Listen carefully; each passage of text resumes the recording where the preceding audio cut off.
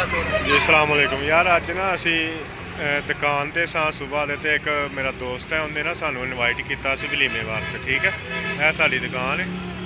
असी उत्थे वलीमे वास्ते चले हाँ तो तुहानू जनाब वलीमे तो जिधर जाना है रस्ते का भी तो वलीमा भी जो खावांगे पीवांगे तो तुहानू सब कुछ दसांगे। ठीक है, यह मेरा दोस्त है रहमत खान, ये तो मैं दोवें कट्ठे चले हैं। ठीक है, है ना जी यार मरियम नवाज का जलसा है नारोवाल। ठीक है, पिछे उस चीज़ का शोर है, बसा ये वो हर चीज़ होती है। जी टप्याला है यार चौक है टप्याले का। ठीक है, यह सीधा राह है ना, ये सनगत्रे जाता है। इधरों अं धमखला की साइड तो आ रहे हैं तो यह जो ना यह नारोवाल को रस्ता जाता है। ठीक है, यह वाला तो यह ननार को जाता है, इधर हूँ जाना है। ठीक है जनाब, यह गाड़ी के ना दुल्ला साहब आ रहे हैं। ठीक है, यह सारी उन्होंने बरात है। यार पैसे बनने का तरीका वे बंदे का कि जगह से खलोता है दीवार से।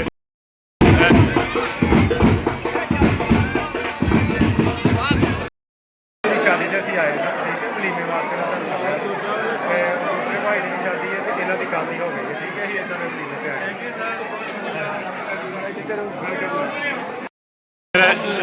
मेरा दोस्त तैयब है जो मूवी बना रहा। ठीक है, हाँ जी, यह वाला तैयब भाई है जो मूवी बना रहा। तो यह नान सानू हुण आ चुके हैं। ठीक है, नमकीन वाले चावल ने। ठीक है, नमकीन चावल ने तो मटर पाए ने। ठीक है, शेयर मोटा गोश्त है, बड़ा गोश्त जिन्होंने कहते हैं। ठीक है, बड़ा गोश्त है। नमकीन चावल ने आ चुके हैं जनाब, बंदे शुरू हो गए हैं। अच्छा, मिठे चावल तो बाद सारा काम है। यह मुंडे कह रहे हैं साड़ी वीडियो लाजमी बनाओ। ठीक है, थैंक यू यार, थैंक यू, बहुत मज़ा आ रहा। जिन्ना भी साडा टेबल है ना बहुत चंगे बंदे ने सारे नाल बैठ के, क्योंकि कुछ लोग कहते हैं कि साडी वीडियो ना बने, लेकिन ये खुश हो रहे हैं बंदे कि जनाब बनाओ साडी वीडियो। मिठे चावल आ गए। ठीक है, हूँ फाइनल, क्योंकि हूँ बंदे का रज भी हो गया अज, तां वास्ते मिठे चावल आ गया। मिठे चौल यार ही खान लगे। ठीक है, मैं तुहानू खांदे भी वीडियो बना के दस देना। बहुत टेस्टी मज़ा यार बनाया था, बहुत टेस्टी खाना बनाया था बंदे ने, चंगा कुक है इन्होंने को। अस्सलाम वालेकुम। हाँ जी वीर जी, की हाल है? ठीक हो?